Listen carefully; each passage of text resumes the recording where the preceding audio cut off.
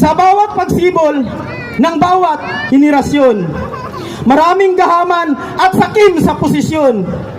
Tumakbo sa eleksyon kahit nakakulong, yumamat nagpakasasa sa maraming taon. Ang bayan nating Pilipinas ay labis na naginagpis dahil sa mga pinuno na nagmamalabis. Kaba ng bayan ay hindi matiis, binulsat kinurakot ng mga may magara ang bihis. Tama. Gayon pa man, totoong pinuno ay lumitaw. Di galing sa Luzon, di sa Visayas, kundi sa Mindanao. Minahal ng Pilipino dahil sa kabaitang umaapaw. At yan ay si Tatay Digong na taga Davao. Tatay Digong, ang dami mo nang nagawa sa ating bansa. Dahil sa iyong katapangan, minahal ka ng madla, droga, krimen at panggagaasa. Sa iyong termino, lahat ng to ay napuksa.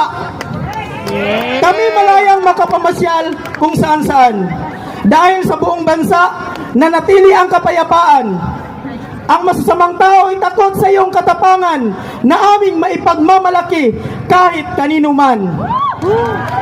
Tatay Digong, ikaw ay hindi perpekto na Pangulo. Pero masasabi kong ikaw ay hindi bobo. Di katulad ng kasalukuyang nakaupo na walang ginawa kundi pakitang tao. Ang ating bansa ay labis na nagdadalamhati. Tayo'y nagsisisi dahil sa Pangulo na ating pinili.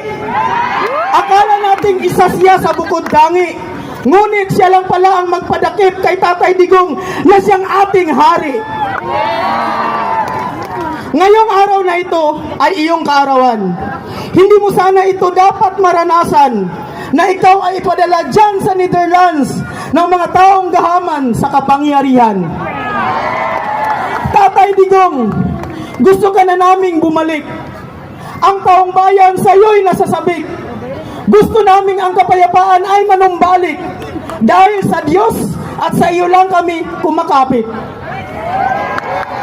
Tatay Digong, habang ang tulang to'y aking sinusulat, di ko alam na ang mga luha ko'y unti-unting pumapatak. Dahil kaming lahat ay sabik na sabik sa iyong paglingap. Balik ka na, Tatay Digong. Hinihintay ka naming lahat. Sabay natin sigaw, Duterte! Duterte! Duterte! Salamat no. So, pasensya.